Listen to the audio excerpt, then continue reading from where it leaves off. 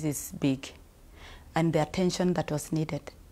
And the food, actually what made us decide I stay home was realizing that the house girl could not handle this unless you really have a doctor to do this at home. Basically, it's a condition which affects the behavior of the child and impacts on the way they communicate. No.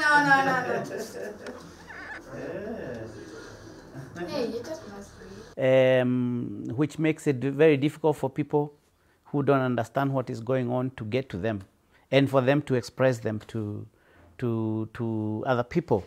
So our child was born normal according to us, and she was fine, but when she got to about 3, we found that she's not talking. When she got to 4.5 to 5, I found that when I talk to the child, she can be playing with toys and she won't respond to me. Yeah, it's as if I'm not there or I haven't called her. So I got worried that she might be deaf, and I took her to see a doctor.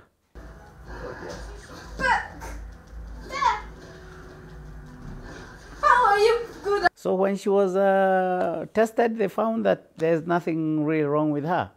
With the ears, he said it is possible that she has mild autism, and she gave us a doctor to go and see. And when we went to this doctor, she was diagnosed with autism. With autism children, the biggest challenge is understanding what is going on. You as the parent. They are on media, they are learning from other people, their opinions out there are so many, there are many things they are hearing, watching and hearing. You really have to hit the nail on the head now. So the beauty of having speech is that now we can talk. Also, I'm very involved at school. I have to meet the teacher. I have to explain to the school, this is where we are at, this is where we have been through. So I want you to cut her some slack. Don't treat her like any other child. She's special, yes, but I want you to understand our journey. This problem tends to damage the gut. Things like sugar, foods with food coloring, preservatives are very detrimental to autistic children. Consistency is so key, and not giving up, not expecting instant results, because that is what makes a lot of parents give up. I've tried 6 months, like she said, nothing yet, then they give up, you know? Not looking at the child all around, that they see their behavior has changed. Okay, fine, this is it. There's a parent we've been helping, and the child is not talked yet, but now she goes to the toilet, she wipes, she showers, she dresses herself, but the speech is not there yet. So the journey is long. My name is Joroge. I go to Zero Genesis Kinao branch. My hobby is swimming and playing games.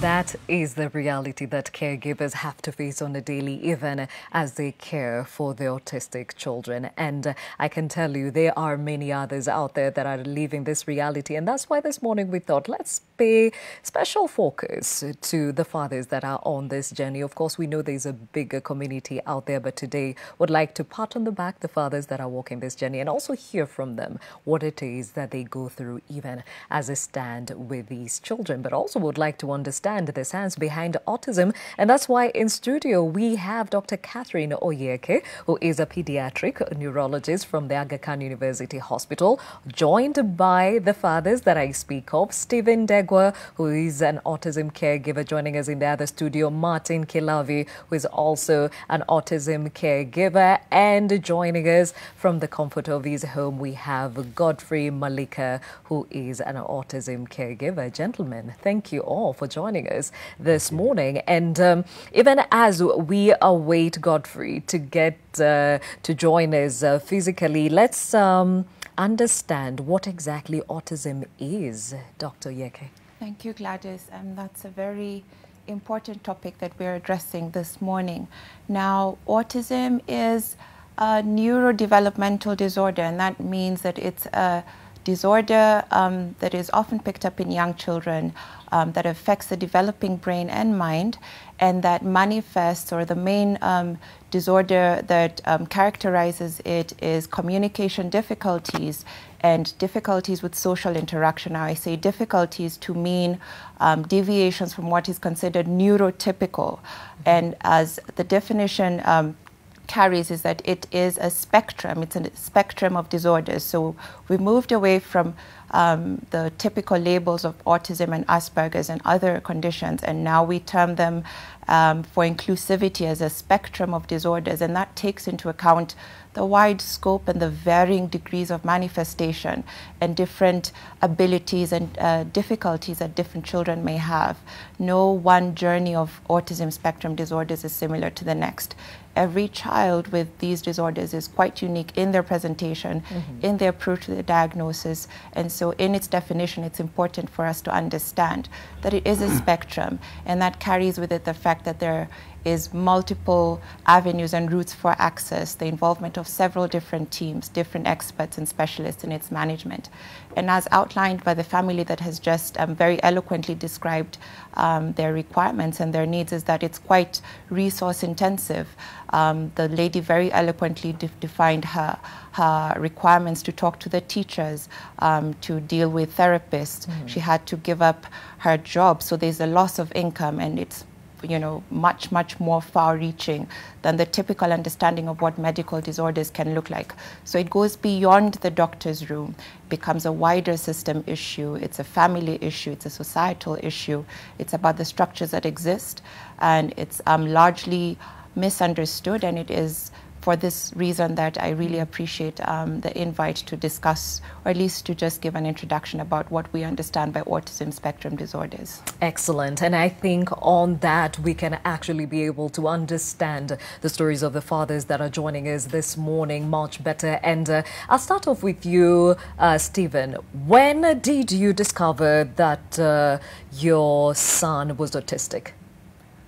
Thank you very much, Gladys, for this opportunity. As you say, we are a wide community out there of people who are taking care of autistic children. But we are here to represent as much as we can, because we need different voices, and definitely in our world today, the voices of fathers is being kind of, it's being diminished, it's being oppressed. And maybe that's the reason why society is, also going haywire in some ways. But specifically about now our son, we came to learn at about 2.5 years, just like Walter Njoroge, who is our family friend, narrated. At 3 years is when you start finding that things are not what you expect them to be for a neurotypical kid. We have 2 more children. We have a boy who is the firstborn and a daughter who is secondborn, 21 and 16. Our son is 11. That's Aaron. So at 3 years, you could find that he hadn't gotten speech. He was not conscious of hygiene, especially toilet training. You could not communicate with him at all. And then previously, I had seen somewhere where they said that autistic children do not give you eye contact, and that's when I saw in Aaron that he could not look at you straight in the eye. They deliberately avoid. So that's a red flag. So just as we got to the 3rd year is when we decided with my wife, who of course, as you say, she is the primary caregiver. By default, definitely women are the nurturers in society. So it's not that she is there, to do that. And she also had to leave a lot. I mean, she's a stay-at-home mom, because that is the only way that you can bring these children, it's a sacrifice, because you have to be there yourself. You have to give in a lot of your time, a lot of your resources. And as fathers, I think that is what we are here to try and encourage other fathers, that it can be done. And so we found that all this we had observed in the other children, Aaron was not having them. And so we said, hey, there's a problem. So we had to run all over the place. We went to people who could tell us whether is the kid dumb, is he deaf, is he what. Eventually we were told by a doctor in Aga Khan, and he said, I think your child is autistic. That was about now going between 3 and 4 years. And so that is when the rough ride began. Okay, how about you, Martin? When did you realize that both your children were autistic? Yeah, thank you, Gladys. And yeah, I'll say the same. About the age of 3 years, because Joshua came first. Actually, I have two, Joshua and Sarah.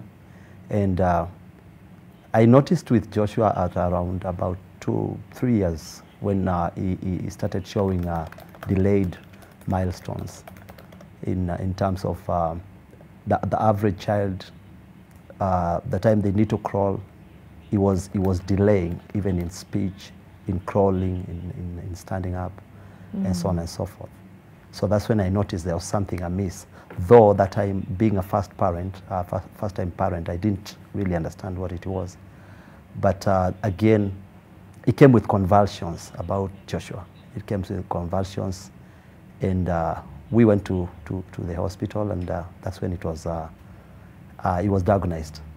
So he was put on medication. For Sarah, it was a bit better because that one, when Sarah came, they have a difference of about 6 years. So when Sarah came, the same thing played, more or less. But now, this time, I had more understanding about it. So I noticed at the same age, 2-3 years. Yes. Okay, now I'm noticing a certain pattern. Let me hear from Godfrey. Godfrey, when did you discover that your son was autistic? Okay, thank you so much, Gladys, even for the invitation. I really appreciate. Now, interestingly, God blessed us with a set of twins. It was way back 2010, and they were boys. So having worked in an institution with children with multiple disabilities, among them autism, that is Feed the Children, Dagoretti Center, I had a rough idea about autism. But it never crossed my mind, indeed, that one day I'll give birth to a kid who has an autism spectrum. So at least with the joy that comes with a set of twins, then things took a turn. Now, at the age of 1 year, the boy who was autistic, in fact, he scored well at birth, and the milestones were better than even the brother. At the age of 1 year, he developed a fever, and the fever went up to around 40 degrees. We took him to the hospital. Then he was prescribed some medication, among strong antibiotics. Then after the medication, he stagnated and decided to retrogress because he became unresponsive whenever you called him. And then, so having worked with the kids with autism, then I told my wife that I think my boy is developing autism. So we were a little bit apprehensive. So we went to KISE, that is Kenya Institute of Special Education, for further assessment. Then KISE referred us to Kenyatta so that we can check whether he's deaf, because he was not responsive to any callings. Apparently, when he hears certain music in the radio or the TV, could come, sit down and listen to the TV, to the music that is. So we went to Kenyatta, and Kenyatta, he was after the assessment about the hearing, the assessment report came out that his hearing is perfect and that he could hear up to 15 decibels. That even when a leaf falls to 15 decibels, the guy could hear. So we were told to wait up to when he reaches 3 years, so that then we can take him to Bagadi for further assessment, so that then it can be ruled whether he's autistic. Then after 3 years, we went to Bagavi. Then after the assessment, that's the time down, it was ruled out that I have an autistic child. But the brother is quite okay, he's doing fine. All right. So it has been indeed, Gachanja, a journey and a half. And we'll delve further into that journey in a moment. And now, Dr. Yeke, I think this is the point where I put across that I've seen there is a certain trend. 3 years is when you actually get to understand that their child is autistic. How is it, or why is it that it cannot be caught earlier? Excellent pickup on that. Now, the diagnosis of autism spectrum disorders comes with a challenge that we require, for lack of a better word, the substrate, which is the abilities of a child and the failing of which in order to identify certain red flags, as one of the parents already pointed out. Now, typically the average age of diagnosis in resource-rich nations is usually around 2 years to 3 years. Whereas in our country and in sub-Saharan Africa, studies have shown that our diagnosis ages lag well behind the international averages. And so many of our children in our region are often diagnosed when they're around 6 to 8 years old. So that already shows us that there is a bigger challenge than just the pickup that ideally should be identifiable by the age of 2. And that is because the first red flag signs would be, for many children, developmental delays that would be identified earlier. And these are usually delays in speech, which usually is the most sensitive aspect of development that allows us to identify these conditions. The other thing that one parent also mentioned is that you might have a child who, for the better part of the first year, actually developed well and into their early infancy, but only until one event, usually a hospitalization or some kind of trigger event, for lack of a better word again, that then provokes a regression of previously acquired milestones, and then you find a child who was already babbling, initiating some kind of language and communication, then sort of goes back and loses milestones that have already been acquired.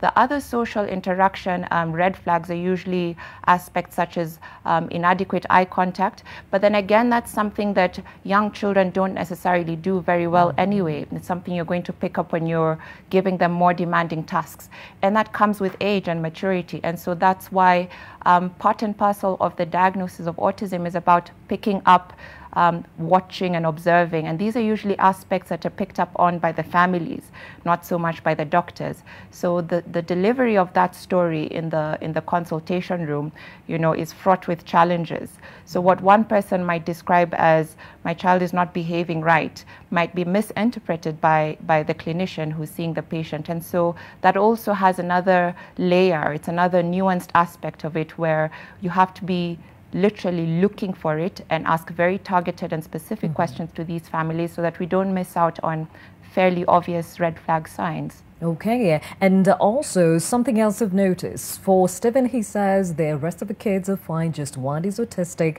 For Martin, both children are autistic. And then for Godfrey, twins, but one is autistic. Explain this. And that is another interesting bit about the developing or broadening scope of what we understand as autism spectrum disorders, is that there is a strong suggestion that there is an underlying genetic predisposition. And to put it in simpler terms, is that we all come into this world with a code, a blueprint, for lack of a better word, and that then defines aspects of every aspect of who we are as we develop, how we speak, and our personalities. And so, like I said, every single patient or child with autism has a different journey, and so with that unique blueprint that is only unique to yourself, accounts for the differences in why you can have twin gestations where one child is affected and one isn't, but at the same time there could be shared genetic aspects that could account for the unique instances where we find the condition seeming to prevail in certain family groups and setups. And so it's quite a broad a broad field, and there's still a lot advances being made in understanding all those dynamics.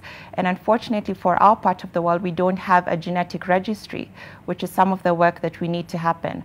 Most of all the genetic information we have as far as understanding autism comes to us from the Western world, and those societies, you know, differ vastly from what we have here. And so the challenge is that in finding out more with research methods, understanding the biogenetic mechanisms of our own setups, we then can come up with culturally, socially, you know, adaptable management ideas and resources for our people, tailor-made for our communities. Yeah. Okay. And at this point, I'd like to hear from the fathers, starting with you, Martin. 2 children with autism. Was this the first time you were seeing this in your family? Sorry, I didn't get that. Was this the first time you were seeing autism in your family through your children? Yeah, this is the first time. All right. So when you get that diagnosis first with your son, then your Yes. daughter, Yes. what are you thinking at this point?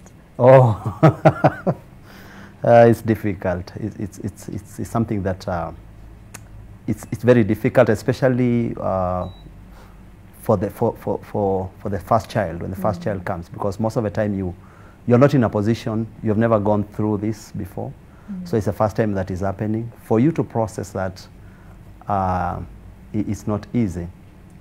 It comes with a lot of mixed feelings and mixed reactions, because what you anticipated is not what you're getting, and yeah, it's a tough place. Okay, and when you got your son, of course the first child, did you undergo any counseling to just help you understand what it is that you were walking into, especially after that diagnosis?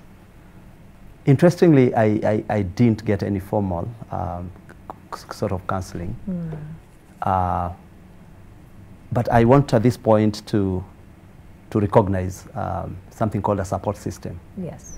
I got a lot of support from family. I got a lot of support from close friends, and they worked with me through it until now I was able to stand on my feet.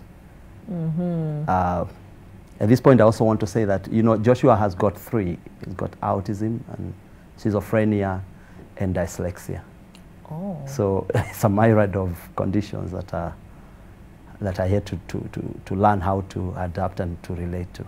Okay. Yes. All right. So you were having a hard time coming to terms with Absolutely. your reality. I can Absolutely. only imagine the society around you, as much as some were supportive, some must have been wondering. Absolutely. It is the way that you just put it. People have got a different ways of looking at it. At times we are accused of witchcraft or or a curse, you know, we are out there in the society and all of us know that. But again, it's because people lack the right knowledge about all this, like Dr. has said. And of course, they're out to bring out their cases. So, yeah, personally, I've gone through that kind of ridicule and accusations of maybe it's some sort of magic or something. Okay, and we'll hear more on that journey in a moment. Let me hear from Stephen. Do you relate with what Martin is saying? Sorry, come again? Do you relate with what Martin is saying? You get that fast diagnosis, then what? Oh yes. I think for us, okay, we took it in our stride because if you love children, then you get emotionally attached to a kid with challenges, with special needs. So when we got to know about it, there is no precedence in our family, the extended family, my brothers or cousins. There's no one who has delayed milestones. But then I took it, when I was young, I was told that I had delayed speech through stammering. I stammered for some time, maybe until I was about 4 years. And so when I heard that my child has autism, then it kind of, I related a bit. And so when I was young, I was hyper because our son really got, I mean, the kind of symptoms you get with an autistic kid are different from a normal kid. Even when if I see a kid on the street, I can tell you a child that is spoiled and a child that has delayed milestones. I mean, it's a whatever. And thanks to Dr. Oyeke that we need more research about this, because there are so many stereotypes, and people sometimes look at us when we are in a public place, and especially when we were younger, they thought that you have spoiled your child. But now, because they can see this child is big enough to do some things and is not doing, so they understand. But at that point, the eye contact that you don't get from an autistic kid is totally different from the kind of eye contact you will not get from a normal kid. Yeah. So as a parent, especially if you have other children, there's a sixth sense that tells you that things are not right. So for us, there were all these dimensions, the physical dimensions. We had to run all over the place, searching for doctors. And really, our doctors, I must say that it's just now they're catching up. And I think Dr. Oyeke is on top of the game as far as autism diagnosis is concerned, because most of them don't, I don't know what, I mean, they don't learn that in medical school somehow, because you will not get a specialist in autism yet. And maybe our good doctor here is specializing in that. Then, of course, there's emotional beats. You start feeling now, what's happening to our child. There's a spiritual dimension. As I said, people will start thinking, are you cursed? Are you, what did you do in your, in your families? And there are all those superstitions that come in. Then there's a financial dimension. Definitely, it takes a lot of money to do all those diagnoses, to start buying special supplements and trying to remove the sugars and the wheat from that child, because the support system is very important. And as I said about the Njoroges, who you have interviewed here, the wife Rachel is a good friend of my wife Jane, and she has helped us with dieting. Diet is very crucial for an autistic child. Okay. Medicines really are not the thing. Half of the journey is about what you give that child because of the gut. Because they say that the gut of autistic children lets in toxins from foods. They don't digest properly, so those toxins go to the blood and they spike all these symptoms that we talk about.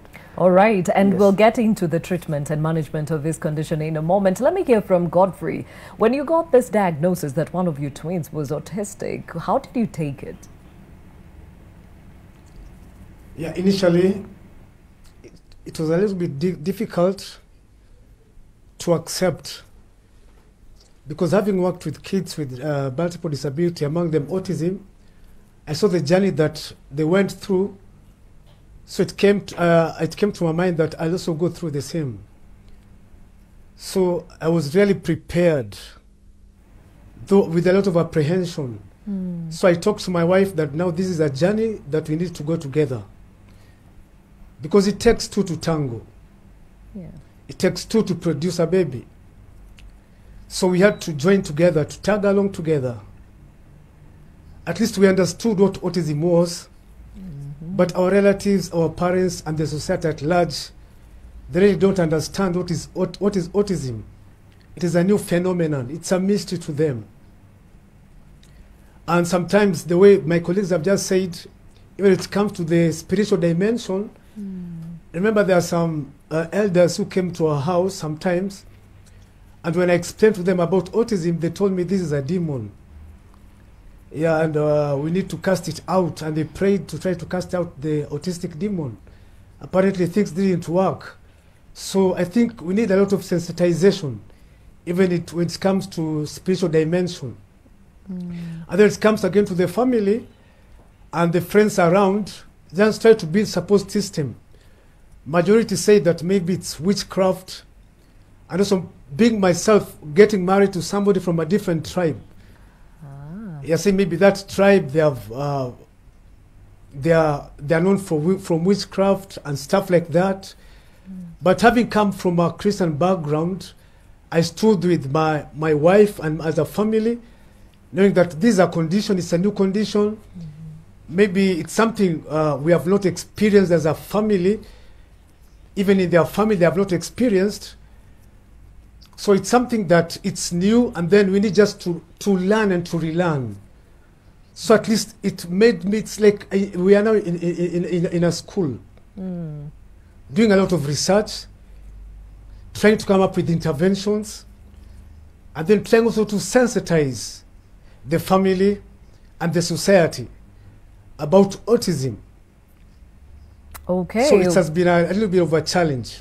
We hear you. And remember, our question of the day to you is, are you an autism caregiver? Share your experience using that hashtag new normal. Again, what is your experience being an autism caregiver? That hashtag is new normal. And Dr. Oyeke, something else comes up. Most doctors at times do not recognize autism. True? That is a true statement, and studies have actually been done within the medical fraternity, where it appears that the general level of awareness, not just in Africa but beyond, is that the understanding of autism spectrum disorders is left to a certain cadre of individuals. So to begin with, clinicians who are not in the pediatric field and not necessarily well acquainted with autism spectrum disorders will probably relegate it to some kind of relic they learned about or that was mentioned whilst they were in medical school. So there is that, and that definitely is something that has been recognized. And so the other issue is that, you know, perhaps the capacity is also diminished, because as it stands in our country, we probably have a handful of under 20 specialized people, and those are across the fields of child psychology, child psychiatry, pediatric neurology, special needs, developmental pediatricians who are the key clinicians in that field.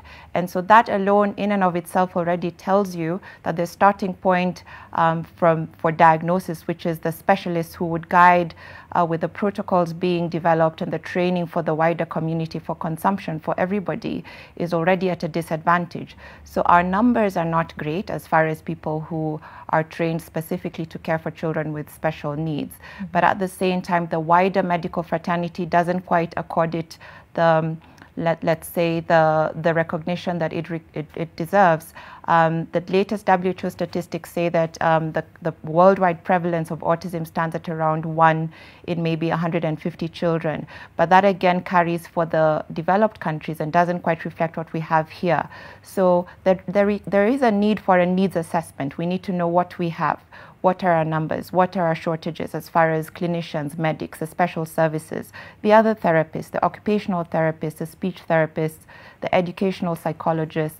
All those allied services form the key core group of individuals. The school facilitations for special needs, learners in special needs, under the Kenya Institute of Special Education. All those aspects need to be taken into account. What facilities and hospitals and structures can offer these services to these children, because they require different, you know, sensorily moderated hospitals and the like. All those things are lacking. And so it speaks to a wider issue, a policy issue that perhaps is beyond the scope of this discussion, but there is a need for engagement of policymakers and the people who make the decisions as far as what funds and resources are allocated for the different specialties. And the recognition would be, to begin with, stating the numbers of children that we have who suffer from autism, which we don't have at the moment, unfortunately. Okay, really unfortunate considering the prevalence of the same. And gentlemen, I'd like to understand something. So we've talked about definitely the different challenges when it comes especially to achieving milestones for autistic children. And I'll start off with Godfrey. For you, what has been the biggest challenge? The biggest challenge, Gladys, initially it has been like achieving speech. Okay, initially the way they grow, there's some things that they normally catch up with so well. Like I remember when he was 6 years, toileting was a challenge, because he could go to his bedroom, poo in the bedroom, and then smears the poo in the entire bedroom. So, but at least for now, he's achieved that. He's gone to the toilet, and he's doing it well. Other challenge that now we had really to cut social interaction, because now we can't go with him places, visiting, because we'll mess up. Because the autistic kids, the way they are, their mind is structured, and then they're pattern oriented. So in a new place, they feel they're out of place. Because, for instance, if I come to your house, the first thing he does, he will come and search through every room before he settles down. Yeah, because I also remember it was last year. They had gone up country. Now, because in up country we don't have the usual toilets. It's of course the pit latrine. Yeah. So you can imagine Gladys, he stayed for 8 days without going on for a long call. I think his mind just shut. So after 8 days, that's the time when he came back to Nairobi. The following day, that's the time he went for the long call. Yeah, so in terms of visiting, so there are things that we have really sacrificed. Like going out, sometimes we fail to go to the church together, because depending again the way he was woken up. Yeah, and also when it comes to dieting, we have tried to sacrifice. So there's some things that we have removed from the diet. Yeah, and then sometimes when we go, things like we don't go to parties, or rather if we go, we just go by ourselves. We leave him together with the siblings at home, because I have 4 kids. Yeah. So we can't go 3 and then we leave him alone. So sometimes we are forced to leave all of them. Because again, we go to him with the parties, with the cakes, with the sweeteners. That time I think the house, it will be inhabitable. Ah, okay. Because we'll be doing somersaults everywhere. So that has been a challenge. Okay. Going places, yeah. All right, we hear you, Godfrey. Martin, how has it been? Of course, your kids are way older. Yes. What have been the challenges? Well, I would say that even after listening to Godfrey, I'm realizing that I was lucky. I'm lucky because I'm raising one model of children, unlike others who have got the regular and the ones that have got this condition. So I'm realizing that I'm blessed, I think, because I don't have to, I only have one way of thinking. And the challenges that I would say at this point is medication. Medication. I think no parent is comfortable administering medication to their children every day. And at times, you're required to do that 2 or 3 times. To me, that has been, it was a challenge up until I thought of going the natural way and giving instead of giving, I went to start giving foods to counter the effects of the medication. That's a challenge. Again, getting the right schools that will take your child in and allow them to go through the system.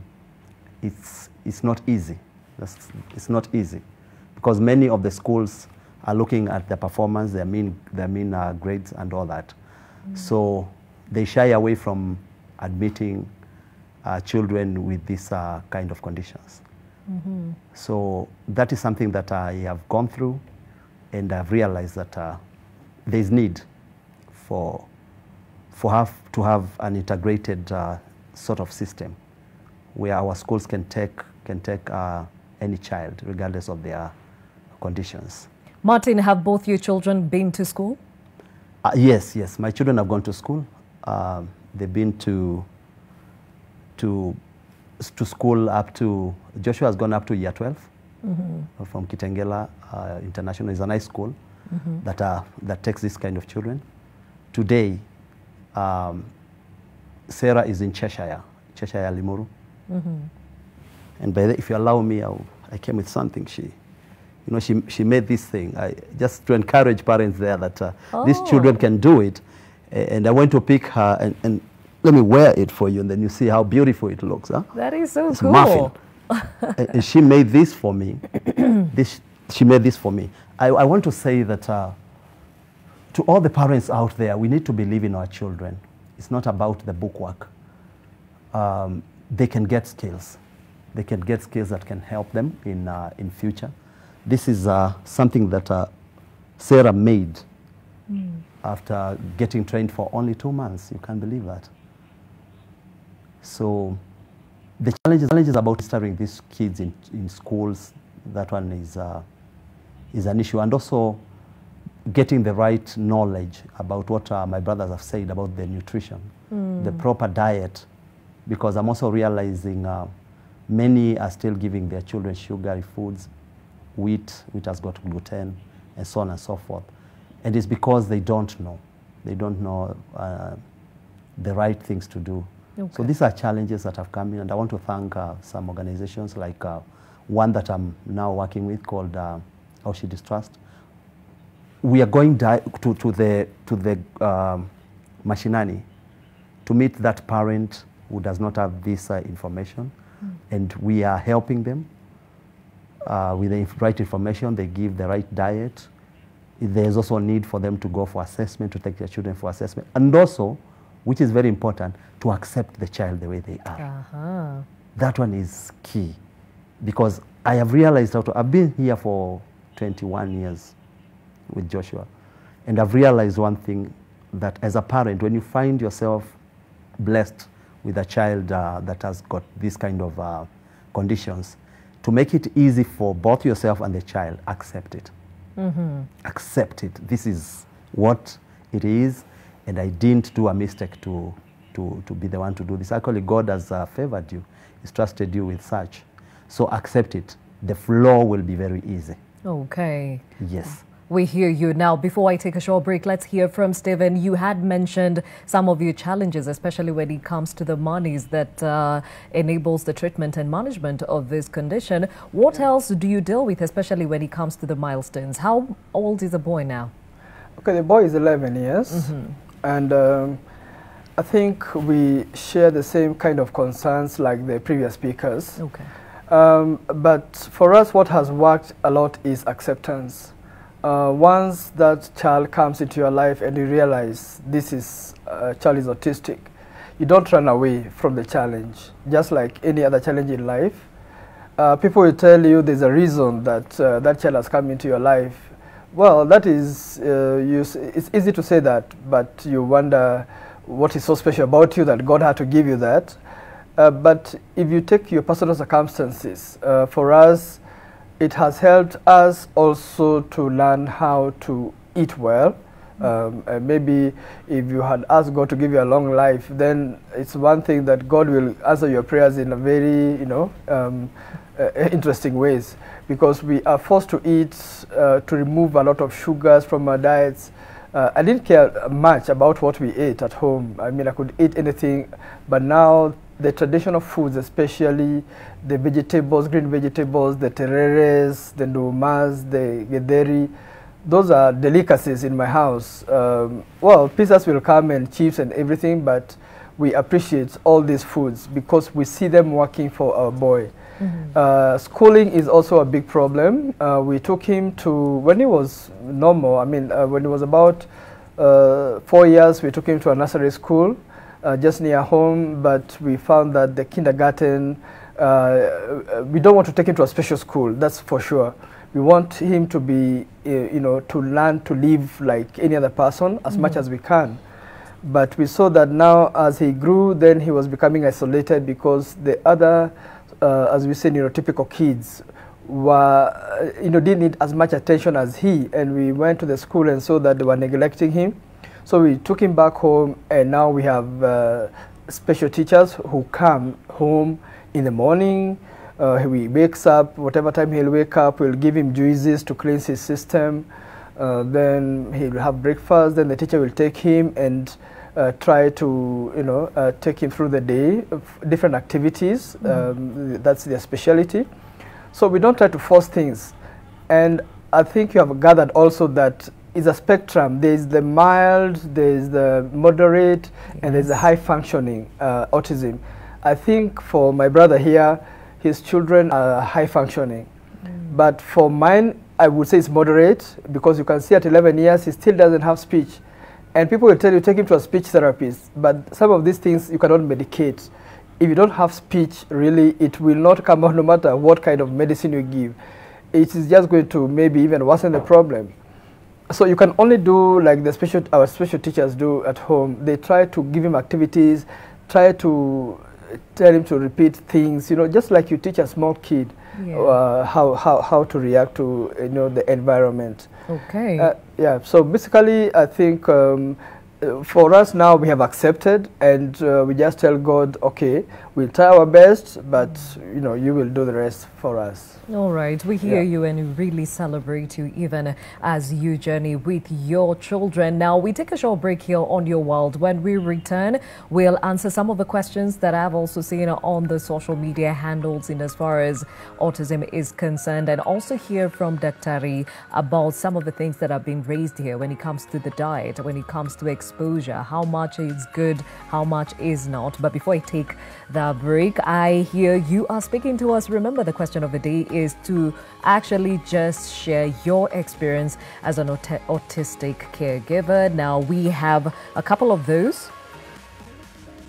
We have one here from Cheche, who says, unfortunately, some autistic kids end up getting abused because the parents or other people around them are unaware that the kids are autistic, and whilst the condition hasn't been diagnosed yet.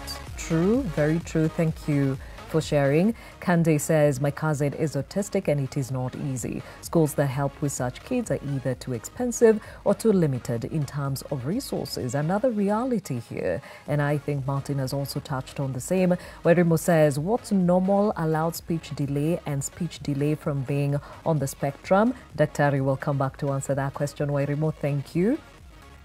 Another here, Myra Bianca says, this is really sad. Some burdens we bear in life. Yes, this is a reality for some people on a day to day. And the last one here for now, Eunice says, good morning. I'm following my ever best morning show from Londiani. Thank you for watching, and definitely we'll take more of your feedback and your questions right after this short break. Stay with us.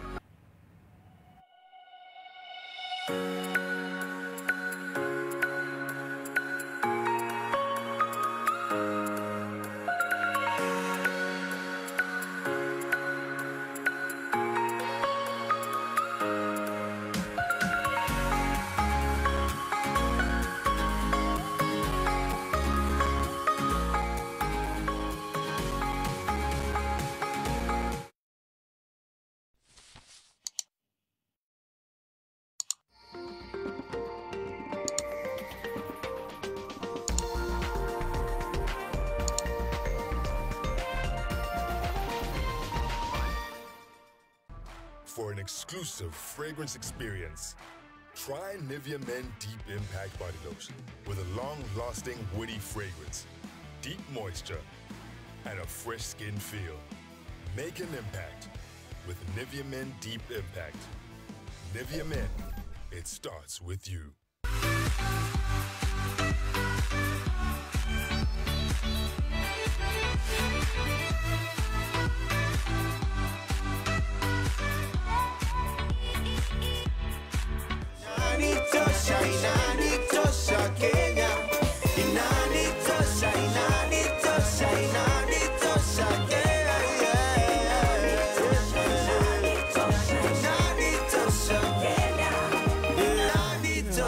Did you know at Ruiru Mabati Factory, you can open an account and lipa pole pole at your convenience? Did you know at Ruiru Mabati Factory, you can get customized sizes according to your roof plan to avoid wastage? Did you know Ruiru Mabati Factory offers free delivery countrywide within 72 hours? Call us now on 0111 050 700. Ruiru Mabati Factory, mali safi kwa bei poa.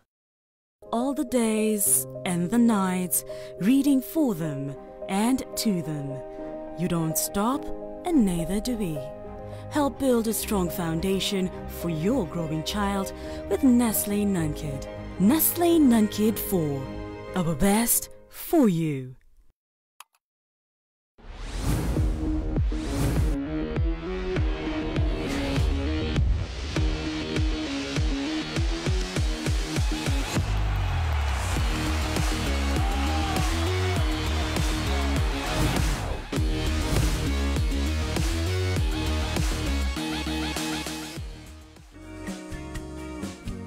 Who are you? Why are you here? I came here to settle my debts with the past. Revenge was a dish that should be eaten cold. Now my full revenge is to see you alone and despised by all. You learned that lesson very well. You have no idea how I'd like to call Agustin to tell him I know everything. You will be aware of your plans. I know that, Adriana, but I'm so troubled, so worried, so desperate. I want my husband back. Throw him! Everything that's happened to us, all your tears, my being without you and you without me, everything we have lived through has been because of that money. I don't want it.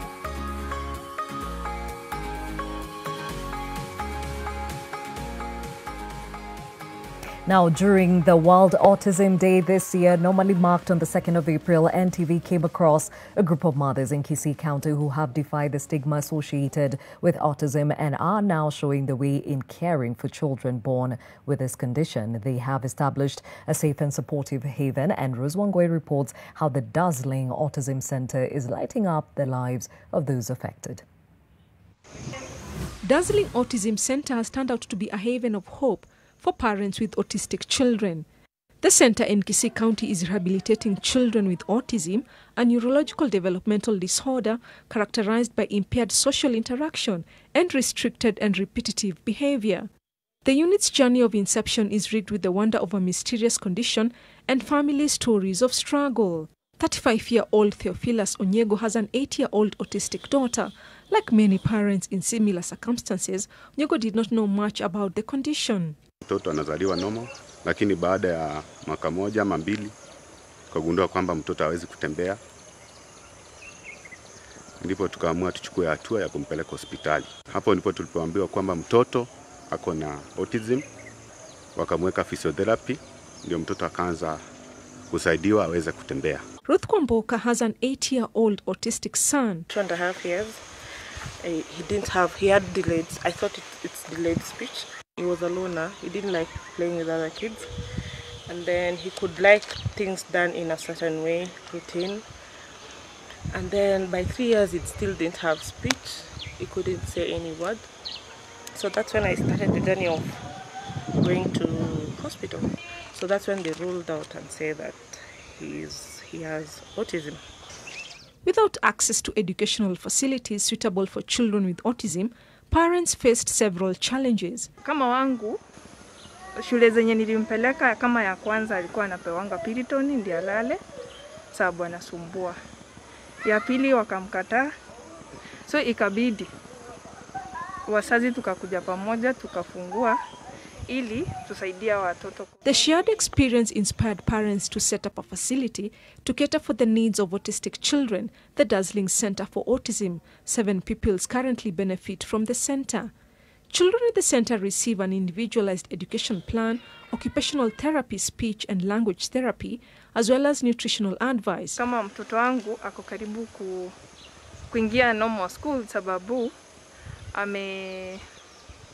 ameachieve vitu mob tangu ingie hii center. There was that a bit of self-pity, but I think when I met with other parents, then there's that support group, then you see probably there's progress. Then with the school, they've really progressed and they can actually learn. They have so many abilities that we never could have discovered. Na kwa sasa mtoto ameimprove. Na tunaamini kwamba huyu mtoto anapokuwa ataweza kupata talanta yake na aweze kujidumu kujisaidia katika maisha yake. Autism is a growing global health issue. Those affected by the condition say more awareness needs to be raised in order for more people to understand and support those in need. Rozongoi, NTV. A great initiative there in Kisii, giving it or making it a little bit easier for the caregivers to walk with their children and also help them along in achieving their milestones. We are talking about autism this morning, and we are actually focusing on the fathers who are walking this journey with their children, and still helping us along with the science of it. Dr. Catherine Oyeke, who is a pediatric neurologist at the Aga Khan University Hospital. The fathers that are joining us this morning are Stephen Degwa, Martin Kila, and Godfrey Malika. We really appreciate you. And before we went to break, Dr. Oyeke, I think there were a couple of questions and, of course, feedback coming to us. First of all, what's your reaction to the story you just saw in Kisii? Thank you again for that. I am very much impressed with the work that they're doing in Kisii. Very, very beautiful to have a center, and it's all parent-led, parent initiative. So it already speaks to the gap that the parents of these children with disabilities are filling, where the wider society, the state, and the medical fraternity should be stepping in for them, but they're actually just taking the bull by the horns. And it's not any different in the rest of the world. Most of the autism care societies are actually parent-led, parent-driven. So it's a lot of work being done by the community that goes unrecognized. And I'm glad that they get to have the platform, and they're doing a great job in raising the awareness. The questions that came through, there was a question about after one of the other caregivers had mentioned that their child had speech delay. I'll use the term, I'll switch it a little bit and speak of language delay. Simply because for our young infants, perhaps we don't expect them to converse in the way that we do, but there are subtle little signs which may be little to many people but big for us and for parents who are looking after children with disabilities. So for example, an 8-month-old infant should be babbling to a certain extent, and it has to be a babble that is communicating something. So it's the early expressions of language that we begin to see in the very young. And so in that babbling, there's a manner and a pattern and a cadence that we expect it to have, and it should also be contextually appropriate. They shouldn't be babbling the same thing to different people. It should be specific. So if a child goes ba ba ba ba ba ba, presumably it is to the father and in the context of them being happy and excited to see their father. And so that would be considered appropriate language milestones being developed at that age. So failure to see certain things, certain aspects of speech would then serve as red flags, as already has been put by Martin and Stephen. The other things still about language, as far as words go, usually that comes at around, let's say, 2 years, when they start to put 2 words together. At around 1 year, they probably say a few words. They may not string sentences together. They may, identify their favorite toys or their favorite person. They might, speak in what other people may like to call baby language, but it might represent a true word that other people can understand. And that is then built upon as a child grows up. So at 2 years, they should be putting 2 words together to form a short sentence without the connectors, obviously. And then at 3, they should be trying to put 3 words together. And so those, by and large, are the wider language skills, let me say, because the question asked about that. But from a medical perspective, we comb through it with a finer toothed comb in terms of looking at other aspects of communication that may not necessarily be captured in words. It's about body positioning, the posturing, the looking, the glancing, the gazing, and all that. And all those are aspects of communication. So it is a more complicated aspect. But as far as information to families, it's those. It's that your child should be giving some words by certain ages. The routine reviews for immunization checks should present opportunities for the healthcare workers to pick up and identify early losses. Those questions need to be asked. So it's our task as medical practitioners perhaps to then have screening tools that actively seek out these conditions, because these parents are doing the work in bringing their children to hospital for the immunizations. Let's take advantage of those sessions, and also just ask the extra question, what's your child doing? That kind of thing. Okay, and when it comes to the severity, again, we said it's a spectrum. So as the fathers have said, and I think alluded to, there's somebody who's dealing with high functioning, another one moderate, and perhaps for Godfrey, he's still within the severe moderate range. How do you categorize these? That is a very, very, very good question. It's also very nuanced, and I'm wondering how to approach it. But I'll say this. In the initial assessment of a child that has autism spectrum disorder, the assessment is key, because we have to identify at that point what are the main deficits, for lack of a better word, maybe not the best word to use. So are the main deficits in terms of communication? Is it sensory problems? Is it language separate from all other issues? What is the impact of comorbidities? As Martin has told us that his children also have other mental health and learning disabilities as well. And seizures also being another big comorbidity. So we have to define for each specific child, what is your main issue? What for this family is the main problem? So there really isn't one umbrella fits all. Every single journey is very, very different. And so in defining the goals of therapy, for example, I'll speak about Godfrey's children, for example, where it's about potty training was such a major milestone, because that was the main area of need at that time. Behavior management, sleep management. So it's about doing a very accurate assessment of the patient, of the child, and defining for themselves what is the main aspect. And then when you identify the main failing or the main difficulty, then categorize it as far as severity, because that also allows you to have a gauge or a benchmark as you provide your inputs to see what benefits you're gaining. Where do you need to go back to the drawing board? Are my interventions working in this case or not? Do I need to go a step higher? So it's about really understanding your child, understanding your patient. Getting that information is really the best way we can offer the best outcomes is by a proper assessment. All right, and one more question here to you, and this has been touched on by all the fathers here. The diet. When it comes to diet, a lot of people tiptoe around it. Some don't even know what to deal with. But sugar comes like one of the biggest enemy of autism. Talk about that. It would seem so, listening to the family speaking, and indeed it's something we hear about all the time. Diet remains a very contentious issue. Number one, because food is a very socially and culturally specific aspect of different societies. And so in the West, where there may be a high prevalence of gluten issues, wheat problems, or a very sugar-led or sugar-heavy diet, the same thing perhaps also applies in our setting. African diets are characteristically very starch-based. And so I will say that there's several diets that have been tried that have shown some benefit. For some, it has been a game changer. For some, they've only seen marginal benefit. And for some people, there hasn't been a change in their outcomes. But it only accounts for one small part. Because with autism, it's, again, the assessment guides us the best. So diet, for the most part, is about your calories. What is excess and what isn't too much. And we normally say that your regular balanced diet is a good starting point.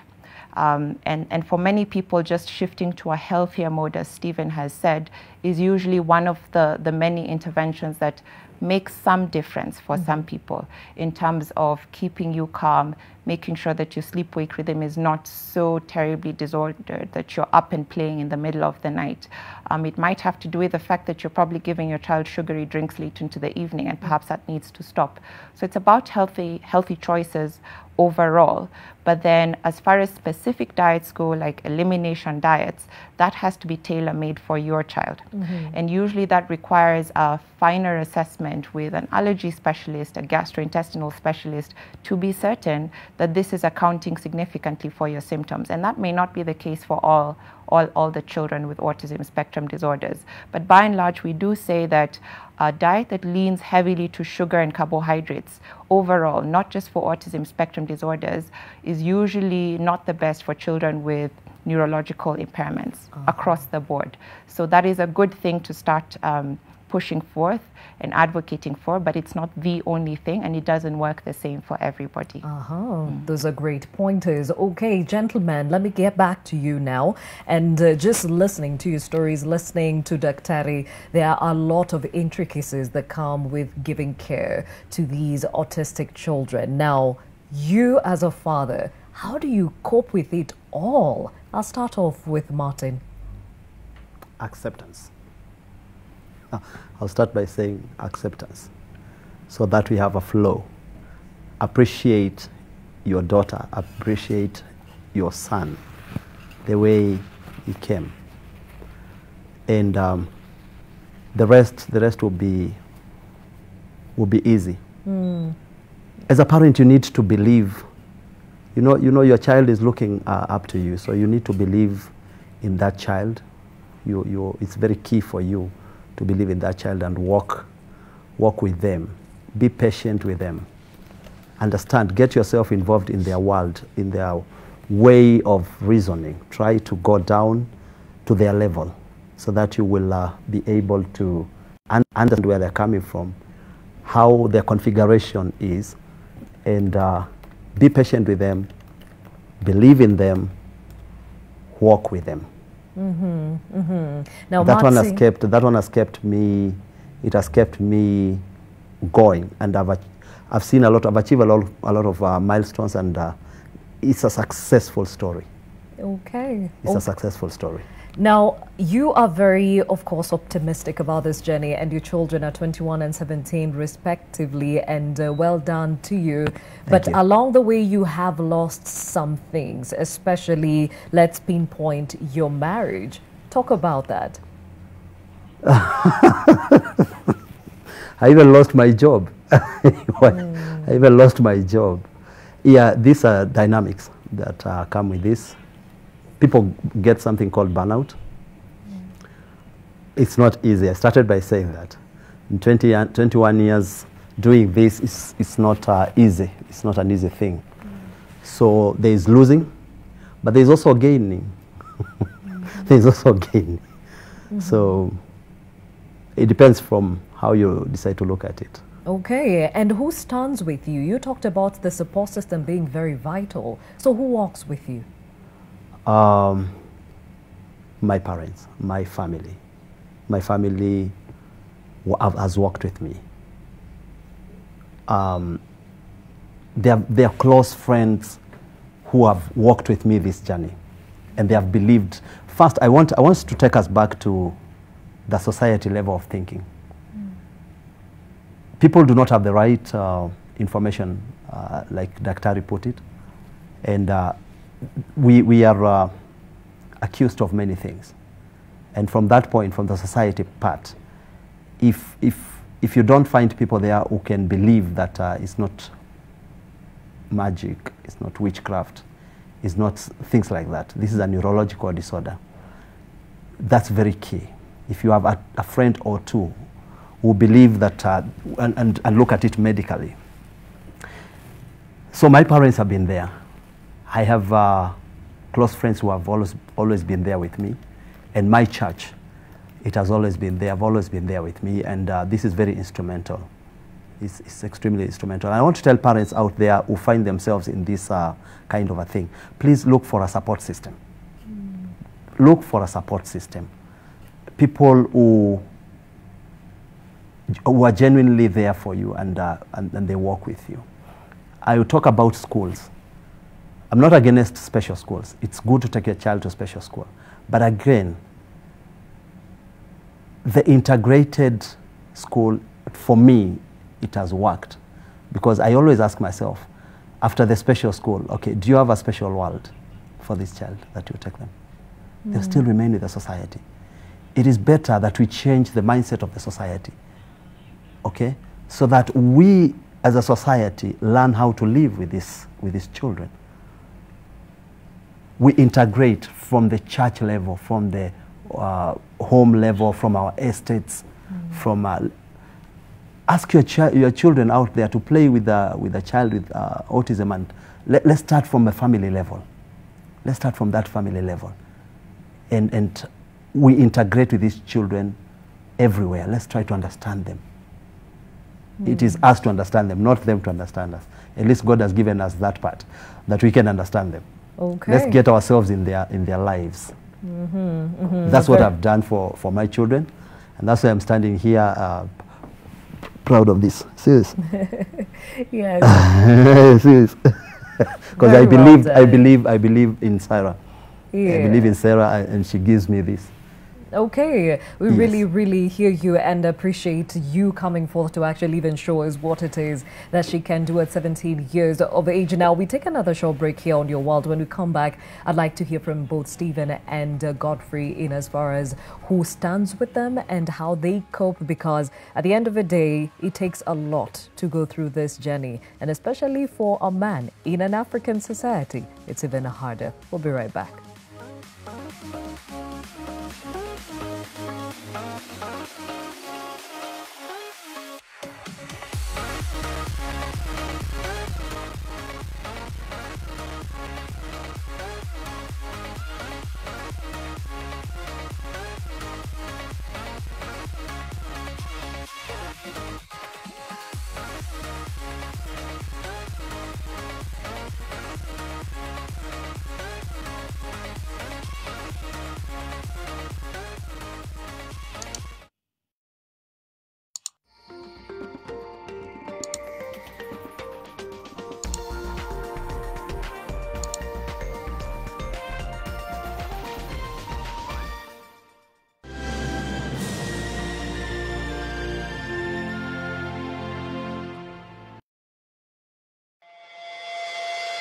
Are you on Nyota? Pata channel sita zaidi when you pay for more than 1 month on Nyota Bouquet. Enjoy more entertainment on Nyota.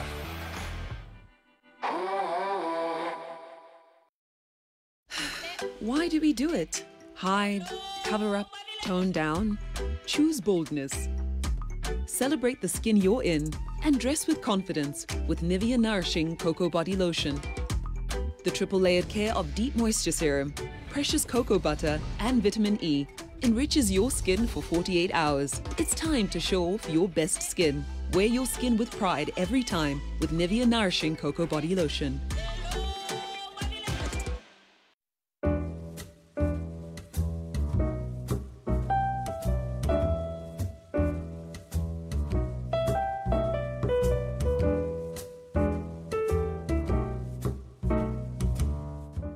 Wonderful, your baby's quite active. After I discovered Molfix, I rediscovered my baby. She's jumping and running around. Well, we call that the Molfix Comfort. Thanks to its elastic side bands, Molfix provides freedom of movement for your baby. All babies deserve a high-quality diaper. You should also try Molfix.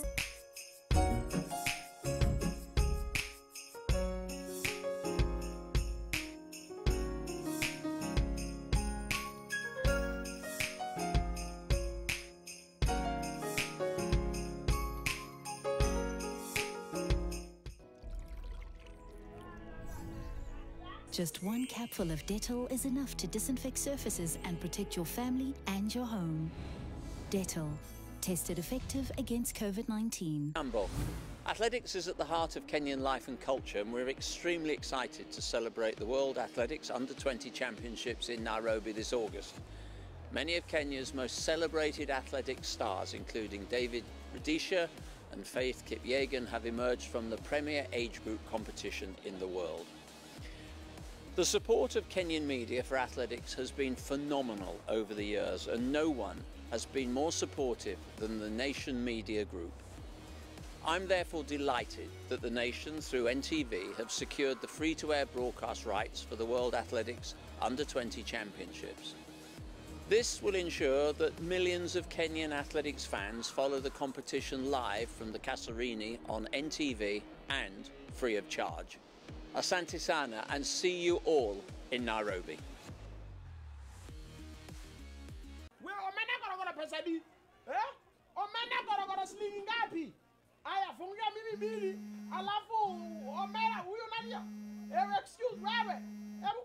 Hello? Ngoja kidogo, niko na emergency, niko kwa business meeting kidogo na kupigia kidogo. To get Omena Dry Dial star 811 star 930 hash. Skiza na Nation. Guess who's back? Off the hook, off the hook, off the hook, off the hook, off the hook, off the hook, off the hook, off the hook, off the hook, off the hook, off the hook, off the hook, off the hook, off the hook. We off the hook, we off the hook, you off the hook, she off the hook, he off the hook, they off the hook, off the hook, we off the hook. Oh, yes.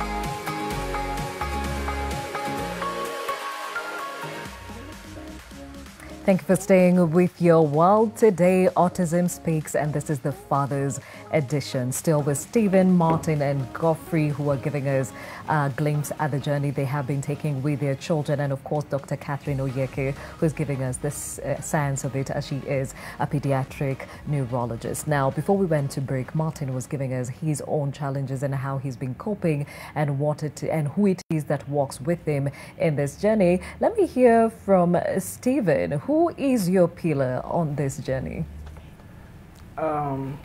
I think first of all is to appreciate the support groups that we entered and some of them I helped to found. There's one called Differently Talented Society of Kenya.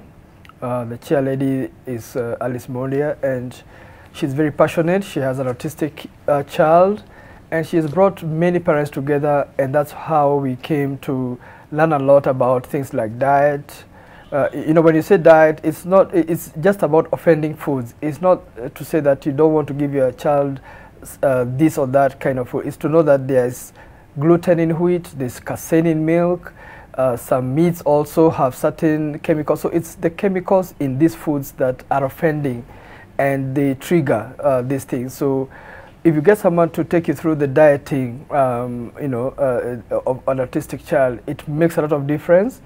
Just the way we were advised, we have advised parents also on diet, and those who have followed our example or our advice have shown quite some, change. Then, of course, there's the anxiety. I think for us, the anxiety is there about the future of the child. He's 11 years.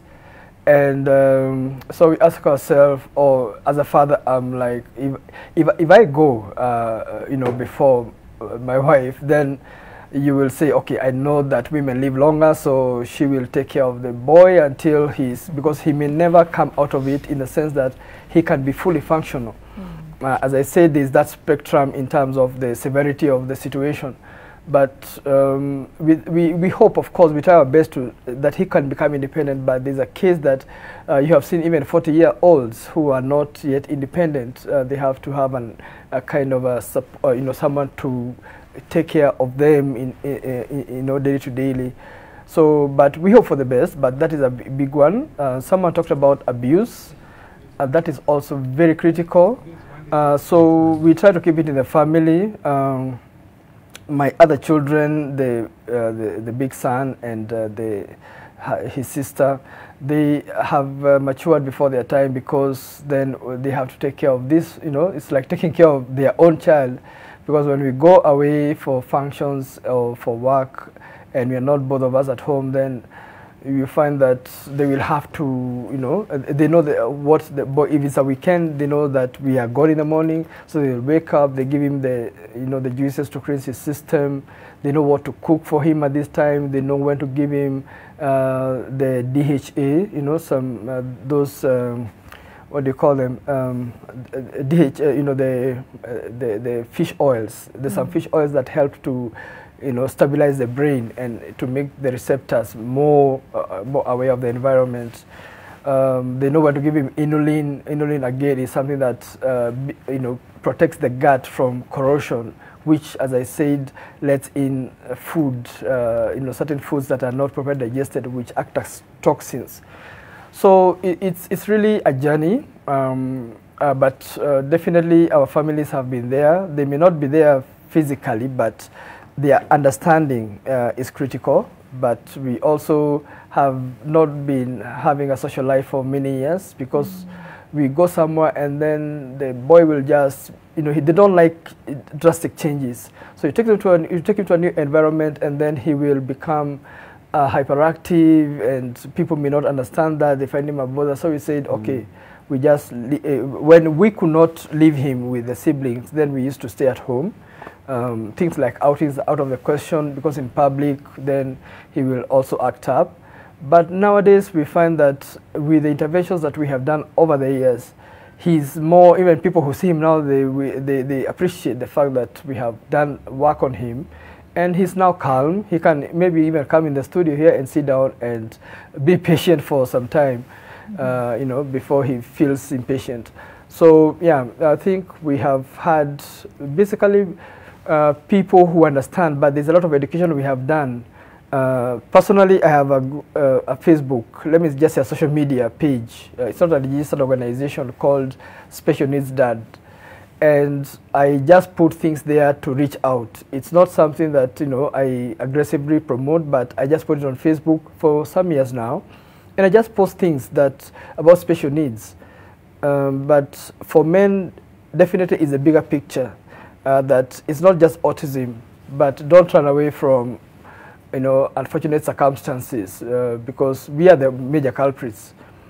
Now, when your wife maybe comes home and there's this kid, and then you say, no, I can't handle this, I think it's something we should learn as men. As you said, African men, it's a challenge, because the society expects us to, to be man, quote unquote.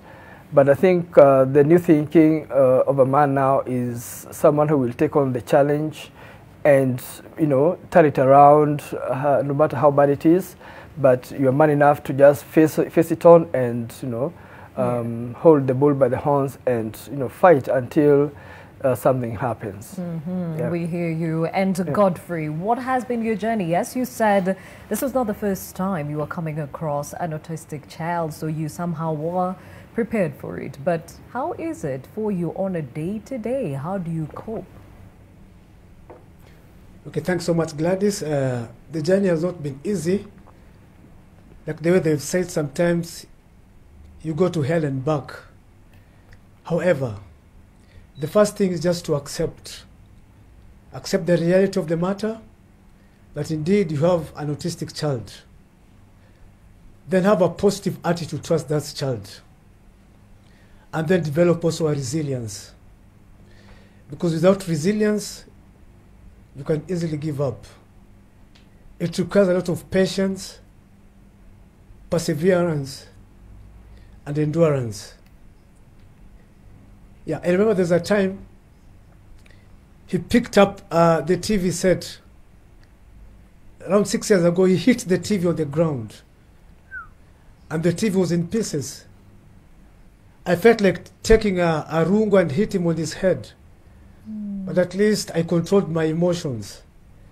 So I've said we need to be a little patient and endurance. So my wife has been a very strong support system, together also with the house help. By God's grace, I've got a very good house help who understands my boy. And we've been with my house help for almost 6 years. Oh, wow. Also together with the rest of the siblings. They are built a good support system. And also I thank God for the school that is going. Is in Buruburuan Primary School. There is a special unit there. The teachers are doing incredible work. At least we're able to see some changes. So coping on a daily life, it's like we need, as a man also, in an African culture, we need to be very much more patient. Because as men, we want quick fix. The difference between a man and a woman is that women naturally are patient. Because a woman is able to carry a baby for 9 months with all the pain and all the challenges that come along with the pregnancy, but she'll go along giving birth to so many kids. But man, endurance and patience, it's almost a foreign word. But now with autistic kids as a father, you learn to be patient, to endure certain things, and to learn emotional intelligence. Failure to which you can hit the roof and do something that is unimaginable.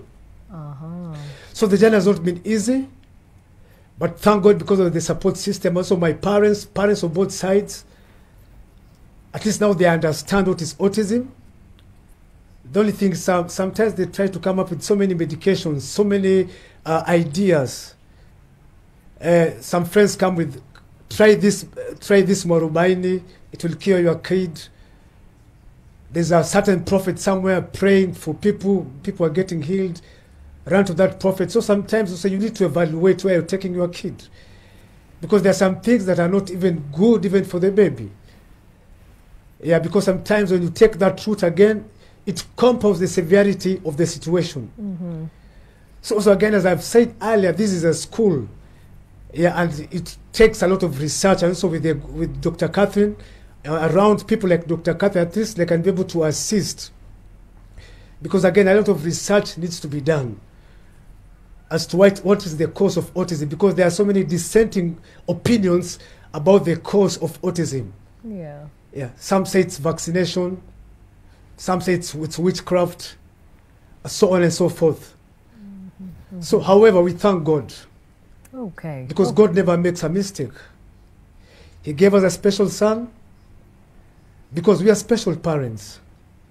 And with the special parents, then comes the special grace. And that's why we are able to endure. And we are much more optimistic that there'll be a light at the end of this dark tunnel. Very well said, Godfrey. Very well said. Now, Dr. Yeke, I mean, one thing that stands out, acceptance is key on this journey.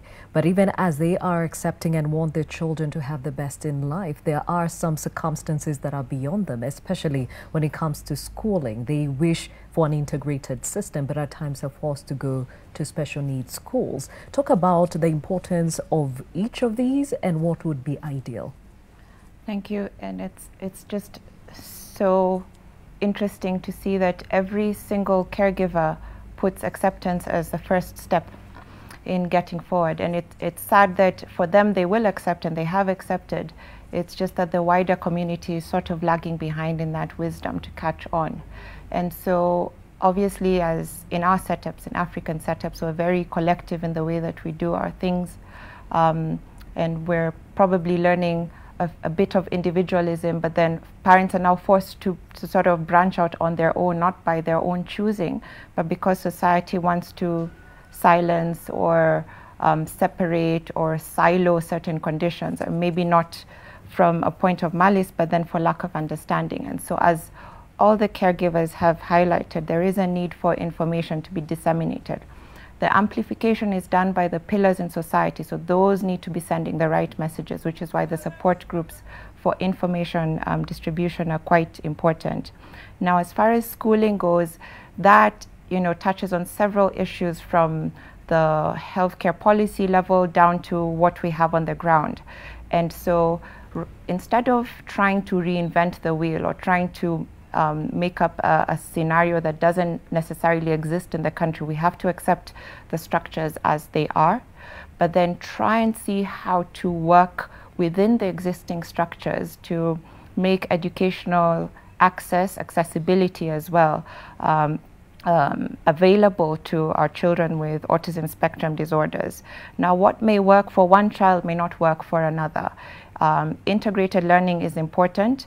It has its major role to play, which is why the Kenya Institute of Special Education was incepted, I think in the early 80s or early 90s, to make sure that those needs are addressed, and to make it so that we then don't have to go looking to build new schools, but rather use the schools that are already existing with existing learning structures, existing teachers, and then improve their capacity by training those educators on children with special needs.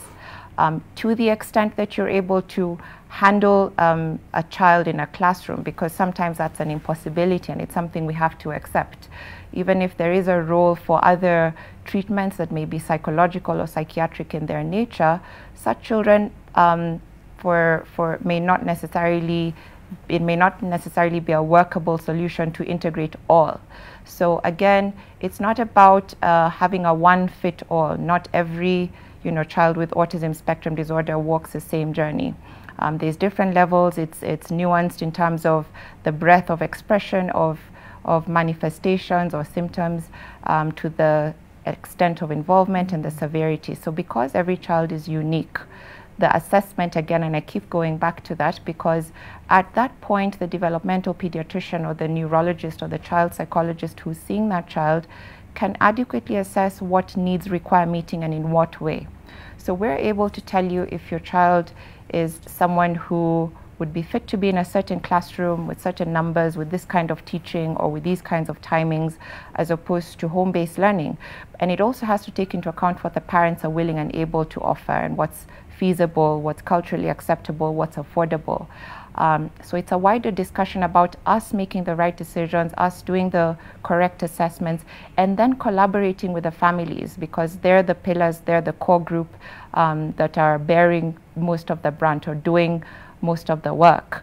And then fashioning a very tailor-made solution for each and every child based off of their needs and how we can best meet them.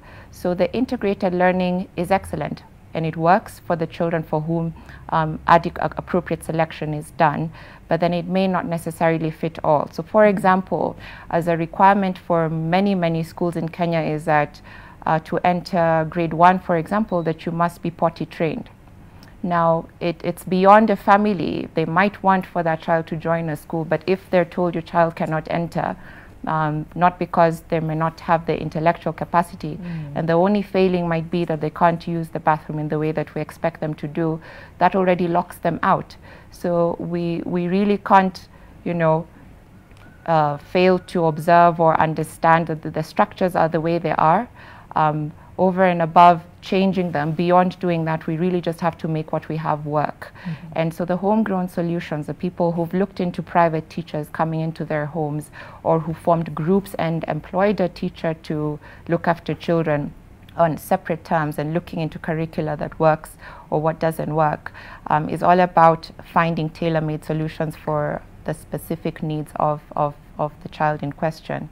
But by and large, that does require a multi-sectoral, multidisciplinary approach. We need to involve all the stakeholders, from learning to the health and allied services, to define those needs, fill in the gaps where there are, and still leave room for new development. So new schools still need to be built. There still needs to be greater attention given to a special needs group. Okay, so even as we bring this conversation to a close, gentlemen, there is somebody here who is saying, Sarah says, congratulations and kudos to these fathers that have stuck by their children. Most often than not, we see the men walking out and leaving the women as the primary caregivers. And she's asking that I ask you this question: what has this experience taught you about yourself? Let me start with Godfrey. Okay, come again. I didn't get the question. The question is, what has this experience taught you about yourself? Okay, the experience has taught me that as a man, I'm very patient, and I can endure so many challenges, whatever life brings on me. So working along with my autistic kid has taught me a lot. As I've said, it's a school on its own. And your encouragement to other men who find themselves walking this journey? Okay, my encouragement is that as a man, you need to stand by your family. Because if you have a special kid, that is your seed. You are the one that fathered that kid. And sometimes what gave me strength also in the Bible, in the book of John chapter 9, just quick, there's a man who was born blind. Then Jesus was asked by his disciples, who sinned that this man was born blind? Was it the parents or the man himself? Jesus said, neither his parents or this man sinned that he was born blind, but he was born blind for God's glory to be manifested in his life. Therefore, having a special kid, God designed it so that one day God's glory might be manifested in the life of your son, in the life of your daughter, and in the society at large. So God has a reason for everything. Therefore, as a man, don't shy away. Don't exonerate yourself. Be together with your wife, with your kids. Tag along so that at least you are able to help the child that is in need. Okay. So men, please kindly, let us throw away these cultural ideas about a man. That a man, you cannot take care of your kid, the kids that are in special conditions. Kindly let's tag along with our women, with our wives, that is, so that at least these kids also can achieve their milestone. Because if you are together as a unit, then you can achieve much, and even these kids, though, they can be integrated into normal schools. Thank you so much. Thank you, Godfrey, for your time. Stephen, what have you learned about yourself? Thanks, Gladys, for that question. Actually, it has changed my life inside. I won't say that I was not a family man even before this one, because as I said, if you love children, then it just, but I was not hands-on, because after all, we had house helps and who could, take care of stuff, and, no more kids, no more children are not an issue. But with this special kid, it just touched me somewhere. And I found that I have quite a huge capacity for patience, for tolerance, because right now small things don't pester me. I have a bigger picture. He makes me think deeper, and let me say, he made me think deeper about life. So I can say that I have, I have said that I have vast, resources inside me for unconditional love, because I actually try to do what I can for him when I'm around the house. I will bathe him because he's unable to bathe himself until today. So oftentimes I'll shower him before I shower myself. I will, he can give himself food, but sometimes he needs help with the toileting. And we don't take it as an issue. I just take it in my stride. It has never occurred to me that I'm less of a man because I do this. So I think for men, acceptance is critical. I've learned to accept things that I can't change in life. And if you do that and then you immerse yourself in the situation, it adds value to you as a person. You feel fulfilled, because I think he has fulfilled me as a person.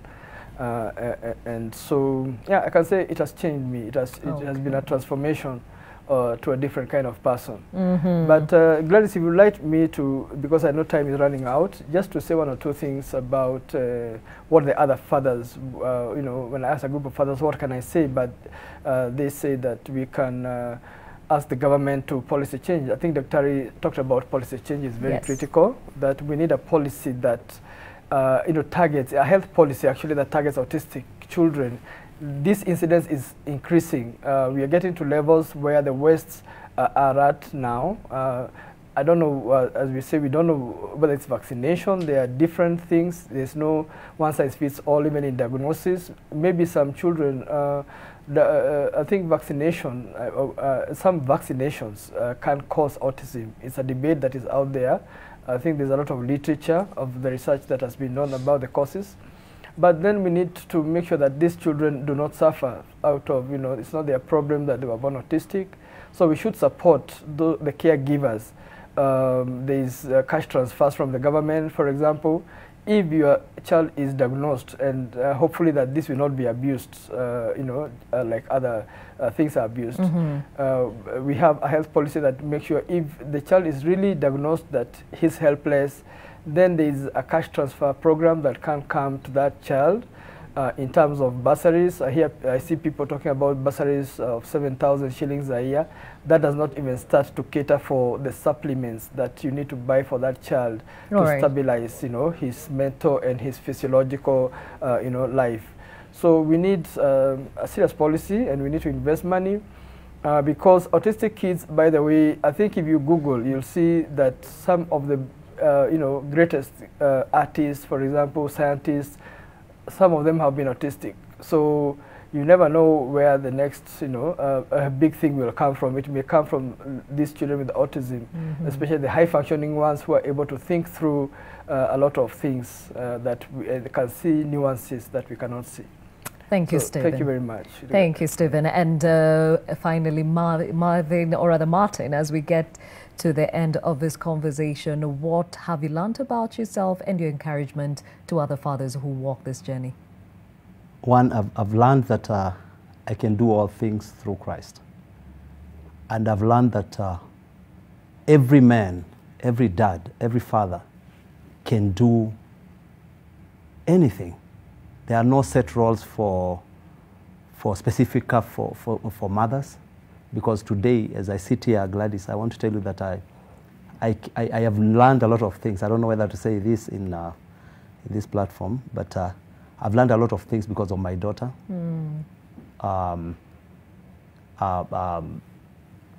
Anything to do with sanitaries and all that, I'm very comfortable. I'm very proud to assist her anytime. I didn't know whether in this life I'll get there because I don't have a sister, so these are things that I never thought that would cross me. And again, when they came, I had to do what I had to do.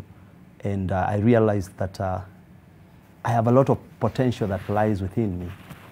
I'm coming from a background, different background, an engineering background. But today I'm involved so much in social work because of these children. I'm meeting so many parents.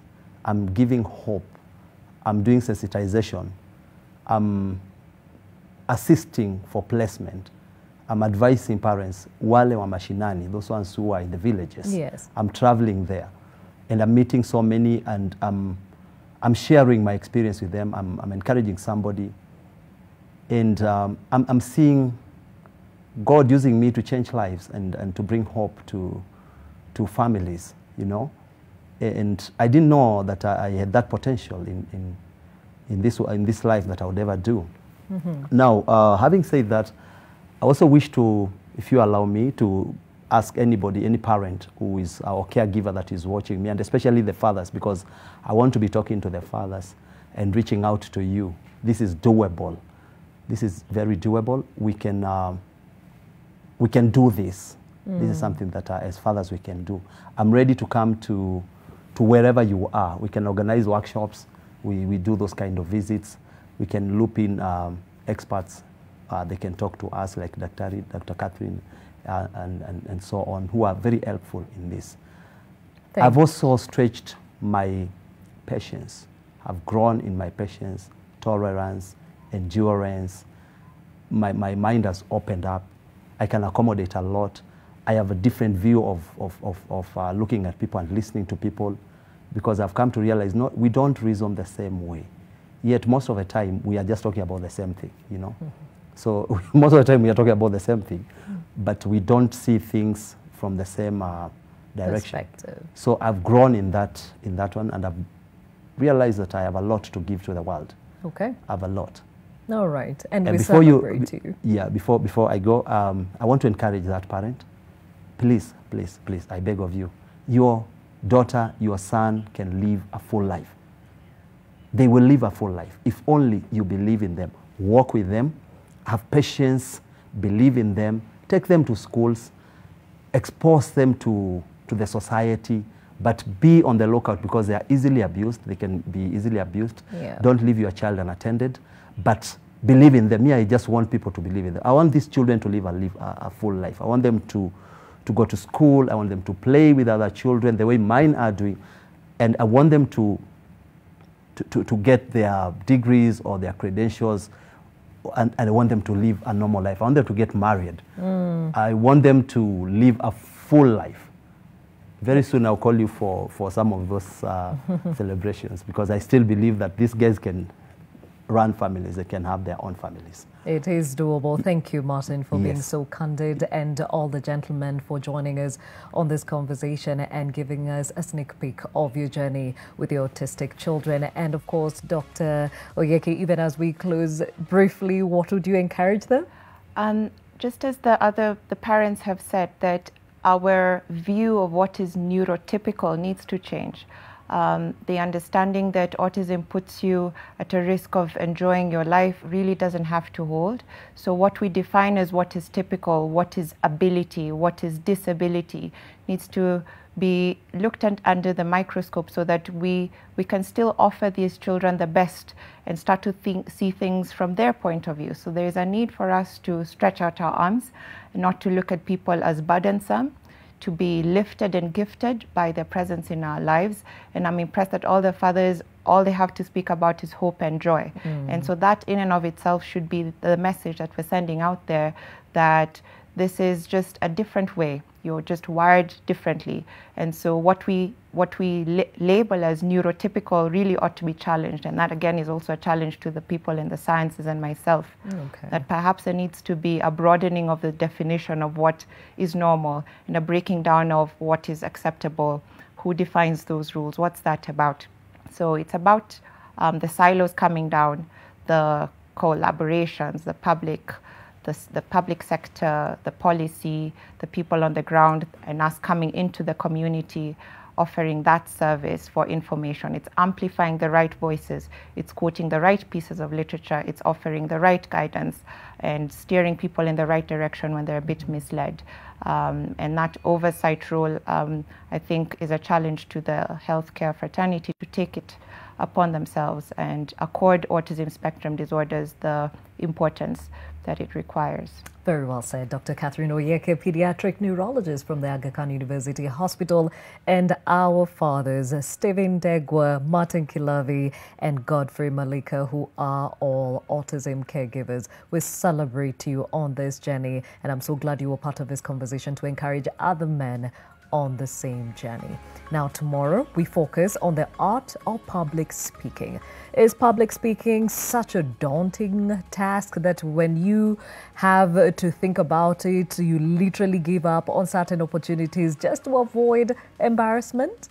Well, how can you harness your ability to communicate with an audience? We answer these and other questions Tuesday from 7 a.m. See you then.